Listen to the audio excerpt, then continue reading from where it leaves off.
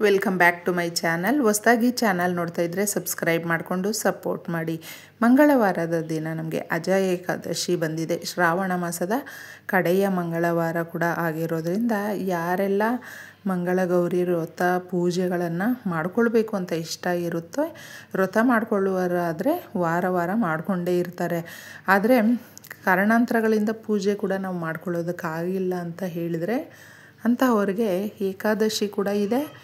ಹಾಗೂ ಮಂಗಳಗೌರಿ ಪೂಜೆಯನ್ನು ನೀವು ಮಾಡಿಕೊಳ್ಳೋದಾದರೆ ನಿಮ್ಮ ಮನೆಯಲ್ಲಿ ರಾತ್ರಿಗೆ ಆರಾಮಾಗಿ ಸರಳ ವಿಧಾನದಲ್ಲೇ ತಾಯಿಯನ್ನು ಆರಾಧಿಸಬಹುದು. ಏಕಾದಶಿ ಇರೋದರಿಂದ ಈ ಪರಿಹಾರವನ್ನು ಮಾಡಿಕೊಳ್ಳಿ. ನಮಗೆ ಬರುವಂಥ ಸಮಸ್ಯೆಗಳು ಶಾಶ್ವತವಾಗಿ ಇರೋದಿಲ್ಲ. ಮನುಷ್ಯನಿಗೆ ಬರುವಂಥ ಸಮಸ್ಯೆಗಳು ಆದರೆ ಅಷ್ಟೊಂದು ತಾಳ್ಮೆ ಅನ್ನೋದು ಕೂಡ ನಮಗೆ ಇರೋದಿಲ್ಲ. ಕಷ್ಟಗಳು ದೊಡ್ಡದಾಗಿ ಕಾಣಿಸ್ತಾ ಅಂಥ ಸಮಯದಲ್ಲಿ ಕಲ್ಲುಪ್ಪಿನ ಪರಿಹಾರವನ್ನು ಮಾಡ್ಕೊಳ್ಳಿ. ಏಕಾದಶಿಯ ದಿನ ಕೆಲವೊಂದು ತಪ್ಪುಗಳನ್ನು ಮಾಡೋದಕ್ಕೆ ಹೋಗಬೇಡಿ. ಈ ದಿನ ಟೊಮೊಟೊ ಕೆಂಪು ಪದಾರ್ಥದಲ್ಲಿರುವಂಥ ಯಾವುದೇ ತರಕಾರಿ ಹಣ್ಣು ಈ ರೀತಿ ತಿನ್ನಬಾರ್ದು. ಸಾಲವನ್ನು ತಗೊಳ್ಬಾರ್ದು. ದೂರ ಪ್ರಯಾಣ ಮಾಡಬಾರ್ದು. ಕೆಂಪು ಬಟ್ಟೆಗಳನ್ನು ಹಾಕ್ಕೊಳ್ಬಾರ್ದು. ಇದನ್ನು ಫಾಲೋ ಮಾಡಿದ್ರೆ ನಿಮಗೆ ಸಾಲಕ್ಕೆ ನೀವು ಗುರಿಯಾಗೋದಿಲ್ಲ. ಇನ್ನು ಮತ್ತೊಂದು ಪರಿಹಾರವನ್ನು ಇಲ್ಲಿ ಮುಖ್ಯವಾಗಿ ನಮಗೆ ಜಾಸ್ತಿ ದುಡ್ಡು ಕಾಸಿನ ಸಮಸ್ಯೆ, ಶತ್ರುಗಳ ಭಯ, ಶತ್ರುಗಳು ತುಂಬಾ ಕಾಟ ಕೊಡ್ತಾ ಇದ್ದಾರೆ, ಅವರಿಂದ ನಾವು ತಪ್ಪಿಸ್ಕೊಳ್ಳೋದಕ್ಕಾಗ್ತಾ ಇಲ್ಲ, ಅವರು ಎಷ್ಟೊಂದು ತೊಂದರೆ ಕೊಡ್ತಾ ಇದ್ದಾರೆ ಅಂತ ಹೇಳಿದ್ರೆ ಅಂತಹವರು ಕಪ್ಪು ಎಳ್ಳನ್ನು ಸ್ವಲ್ಪ ತಗೊಂಡು ಕಲ್ಲುಪ್ಪನ್ನು ಸ್ವಲ್ಪ ತಗೊಂಡಿದ್ದೆ ಒಂದು ಪೇಪರಲ್ಲಾದರೂ ಹಾಕ್ಕೊಂಡು ನೀವು ಕೆರೆ, ಬಾವಿ, ಒಂದು ನದಿ ಈ ಥರ ನೀರಿರುವಂಥ ಜಾಗದಲ್ಲಿ ಹೋಗ್ಬಿಟ್ಟು ಇದನ್ನು ಯಾರಿಗೂ ಹೇಳ್ಬಾರ್ದು. ತಗೊಂಡು ಹೋಗ್ಬಿಟ್ಟಿದ್ದೆ ಕೈಯಲ್ಲಿಟ್ಕೊಂಡು ನಿಮಗೆ ನೀವು 7 ಬಾರಿ ತಲೆಯ ಸುತ್ತ ಕ್ಲಾಕ್ ವೈಸಲ್ಲಿ ಸುತ್ತಬೇಕು. ದುಡ್ಡು ಕಾಸಿನ ಸಮಸ್ಯೆ, ಶತ್ರುಗಳ ಭಯ, ಶತ್ರುಗಳ ಕಾಟ, ನಮ್ಮ ಪರ್ಸ್ನಲ್ ಪ್ರಾಬ್ಲಮ್ಸ್, ಮನೆಯಲ್ಲಿ ತುಂಬ ಜಗಳ ಕಿರಿಕಿರಿ ಎಲ್ಲವೂ ನೀರಲ್ಲಿ ಹೊರಟೋಗ್ಬಿಡುತ್ತೆ. ಇಷ್ಟನ್ನು ನೀವು 2 ತಗೊಂಡು ನಿಮ್ಮ ತಲೆಯ ಸುತ್ತ ಕ್ಲಾಕ್ ವೈಸಲ್ಲಿ ತಗೊಂಡಿದ್ದೆ ಏನು ಮಾಡಬೇಕು ಅಂದರೆ ನಿಮ್ಮ ಹಿಂಭಾಗದಿಂದ ಅಂದರೆ ನೀವು ಕೈಯಲ್ಲಿ ಎಡಗೈಯಲ್ಲಿ ಇಟ್ಕೊಂಡಿರ್ತೀರ ಹಾಗೆ ತಿರುಗಿಸ್ಕೊಂಡು ನೀರ ಒಳಗಡೆ ಹಾಕಿಬಿಡಬೇಕು. ಅದನ್ನು ಎಡಗೈಯಲ್ಲೇ ಹಾಕಿ, ಎಡಗೈಯಲ್ಲೇ ದೃಷ್ಟಿ ತಗೊಳ್ತೀರ ಕೈಯಲ್ಲಿ ಇಟ್ಕೊಂಡು ಸೀದಾ ನೀವು ನೋಡಬಾರ್ದು. ನೀವು ನಿಂತ್ಕೊಂಡಿರ್ತೀರ ಹಂಗೆ ಹಿಂದಕ್ಕೆ ಹಾಕಿಬಿಡಬೇಕು ನೀರೊಳಗಡೆ. ಆ ಥರ ಆ ಡೈರೆಕ್ಷನ್ನಲ್ಲಿ ನಿಂತ್ಕೊಂಡು ಹಾಕಿಬಿಟ್ಟು ನಿಮ್ಮ ಪಾಡಿಗೆ ನೀವು ವಾಪಸ್ ಬಂದುಬಿಡಿ.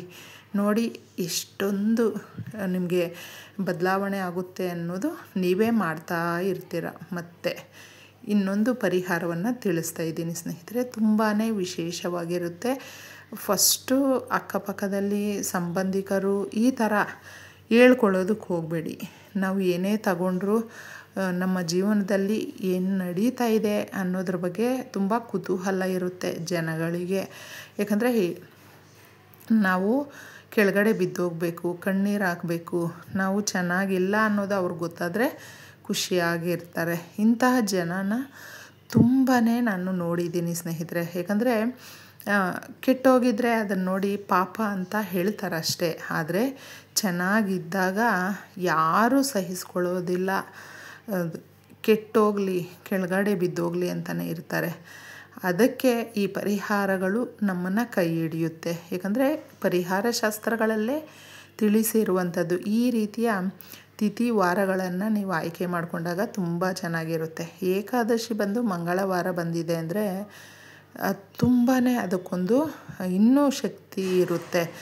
ಆ ದಿನವನ್ನು ಮಿಸ್ ಮಾಡ್ಕೊಳ್ಳೋದಕ್ಕೆ ಹೋಗಬೇಡಿ. ಈ ಪರಿಹಾರವನ್ನು ಮಾಡಿಕೊಂಡು ಮತ್ತು ತದನಂತರ ನೀವು ಒಂದು ಬೌಲಲ್ಲಿ ಕಲ್ಲುಪ್ಪನ್ನು ಹಾಕಿ ಏನು ಮಾಡಬೇಕು ಅಂದರೆ 11 ರೂಪಾಯಿ ಅಥವಾ 21 ರೂಪಾಯಿ ಇಲ್ಲಾಂದರೆ 51 ರೂಪಾಯಿ ಇಲ್ಲಾಂದರೆ 101 ರೂಪಾಯಿ ಈ ರೀತಿ ನೀವು ಇಡಬೇಕು. ಅದ್ರ ಒಳಗಡೆ ದುಡ್ಡನ್ನು ಕಲ್ಲುಪ್ಪಿನ ಜೊತೆ ಯಾರು ದುಡ್ಡು ಸೇರಿಸಿ ಸಂಕಲ್ಪ ಮಾಡಿಕೊಂಡು ಇಡ್ತಾರೋ ಅವ್ರಿಗೆ ದುಡ್ಡು ಅನ್ನೋದು ಬರ್ತಾ ಇರುತ್ತೆ. ಎಷ್ಟೋ ಜನಕ್ಕೆ ಇವತ್ತು ಸ್ಯಾಲ್ರಿ ಬಂದಿದೆ ಅಂದ್ಕೊಳ್ಳಿ, ಪೇಮೆಂಟ್ ನಾಳೆ ಅಷ್ಟೊತ್ತಿಗೆ ಎಲ್ಲವೂ ಮುಗಿಸ್ಬಿಟ್ಟಿರ್ತೀರಿ. ಅಂದರೆ ನಾವು ಫಸ್ಟೇ ಒಂದು ಲಿಸ್ಟ್ ಮಾಡ್ಕೊಂಡು ಬಿಟ್ಟಿರ್ತೀವಿ.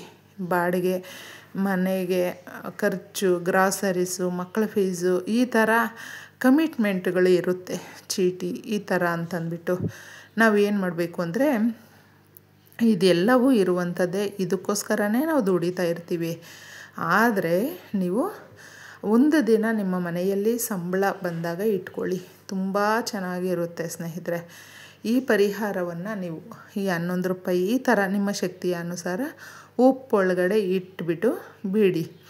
ಆಗ ದುಡ್ಡು ಸದಾ ಬರ್ತಾ ಇರುತ್ತೆ. ಮಾರನೇ ದಿನ ನೀವು ಅದನ್ನು ತಗೊಂಡು ನೀವಾದರೂ ಉಪಯೋಗ ಮಾಡಬಹುದು. ಅಂದರೆ ಅದನ್ನು ಯೂಸ್ ಮಾಡಬಹುದು ದುಡ್ಡನ್ನು. ಇಲ್ಲ ಬೇರೆ ಯಾರಿಗಾದರೂ ದಾನದ ರೂಪದಲ್ಲಿ ಅಗತ್ಯ ಇರುವಂಥವ್ರಿಗೆ ಕೊಟ್ಟು ನೋಡಿ, ಇನ್ನೂ ಜಾಸ್ತಿ ದುಡ್ಡು ಬರುತ್ತೆ, ಸಾಲ ತೀರುತ್ತೆ, ಮಾಡ್ಕೊಂಡು ನೋಡಿ.